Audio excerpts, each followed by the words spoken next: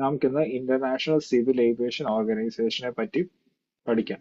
International civil aviation organisation ഒരു international convention on civil aviation അല്ലെങ്കിൽ Chicago convention എന്നും അതിനെ പറയും. അത് 1944 നടന്നു. അതിനെ തുടർന്നാണ് ICAO ഫോം ചെയ്തത്. ഇത് ബേസിക്കലി ഈ കൺട്രീസ് തമ്മിലുള്ള ഒരു അണ്ടർസ്റ്റാൻഡിങ്ങിലേക്ക് എത്തുവാനും അങ്ങനെ കൺട്രീസ് തമ്മിലുള്ള ഒരു ധാരണയിൽ കൂടെ എങ്ങനെ കൺട്രീസിന്റെ എയർ സ്പേസ് എഫിഷ്യന്റ് ആയിട്ട് സിവിൽ ഏവിയേഷന് ഉപയോഗിക്കാം എന്ന് കണ്ടുപിടിക്കാനും അത് മാനേജും ചെയ്യുന്നതാണ് ICAOന്റെ പ്രധാനമായിട്ടുള്ള ഒബ്ജക്റ്റീവ്.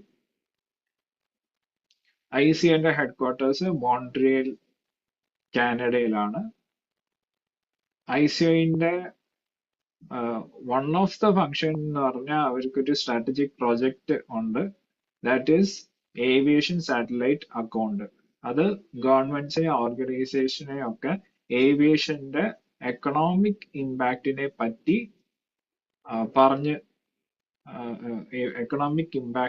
പറ്റി ബോധ്യപ്പെടുത്തുന്നതിന് വേണ്ടിയുള്ള ഒരു സ്ട്രാറ്റജിക് പ്രോജക്റ്റ് ആണ്. പിന്നെ മെയിൻ ആയിട്ട് 5 freedoms of the air concept ICAO ആണ് കൊണ്ടുവന്നത്. 7 ഫ്രീഡംസ് ഉണ്ട്, പക്ഷെ അത് ICAO റെക്കഗ്നൈസ് ചെയ്തിട്ടില്ല. First 5 freedoms of the air ആണ് ICAO റെക്കഗ്നൈസ് ചെയ്തത്, ICAO കൊണ്ടുവന്നിട്ടുള്ളതും. അതിന്റെ ഫസ്റ്റ് ഫ്രീഡം വേറൊരു കൺട്രിയുടെ മുകളിലൂടെ നമുക്ക് എയർക്രാഫ്റ്റ് ഫ്ലൈ ചെയ്യാം വിത്തൗട്ട് ലാൻഡിങ്. സെക്കൻഡ് ഫ്രീഡം എന്ന് വെച്ച് കഴിഞ്ഞാൽ റീഫ്യൂലിംഗ്, മെയിൻ്റനൻസ്, ഇങ്ങനെയൊക്കെ ടെക്നിക്കൽ സ്റ്റോപ്സ് നമുക്ക് വേറൊരു ഫോറിൻ കൺട്രിയിൽ നടത്താം. തേർഡ് ഫ്രീഡം എന്ന് വെച്ച് കഴിഞ്ഞാൽ നമുക്ക് ഒരു ഫോറിൻ കൺട്രിയിലോട്ട് നമ്മുടെ പാസഞ്ചേഴ്സിനെയും കാർഗോയിനെയും ഒക്കെ എയറിൽ കൂടെ അല്ലെങ്കിൽ എയർക്രാഫ്റ്റിൽ കൂടെ നമുക്ക് ട്രാൻസ്പോർട്ട് ചെയ്യാം.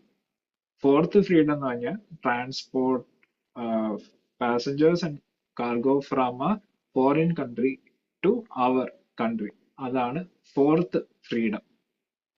ഫിഫ്ത്ത് ഫ്രീഡം എന്ന് വെച്ചാൽ നമ്മുടെ കൺട്രിയും വേറൊരു കൺട്രിയും തമ്മിൽ ആണ് ഫ്ലൈറ്റ് പ്ലാൻ ചെയ്തിരിക്കുന്നത്. പക്ഷെ ഇന്റർമീഡിയന്റ് ആയിട്ടുള്ള കൺട്രീസിൽ നമുക്ക് ലാൻഡ് ചെയ്യാം.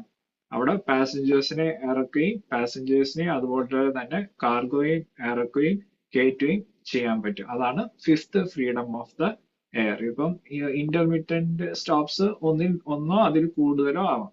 അപ്പം ഇതൊക്കെയാണ് ICAOനെ പറ്റി നമുക്ക് നെറ്റിന്റെ പെർസ്പെക്റ്റീവിൽ അറിഞ്ഞിരിക്കേണ്ടത്. അതിന്റെ കൂടെ തന്നെ ഞാൻ ഈ ഒരു ഇതും കൂടെ പറയാം. Endeavor to promote safe and efficient air transportation through regulation and proactive safety oversight system. ഈ കോട്ട് ബിലോങ് ചെയ്യുന്നത് ICAOന് അല്ല, പക്ഷെ it belongs to the Directorate General of Civil Aviation of India. അപ്പൊ ഈ ഒരു കോട്ട് DGCAയുടെ ആണ്. ഫുൾ ഫോം ഒക്കെ ഓർത്ത് വെച്ചിരിക്കുക, directorate General of Civil Aviation of India.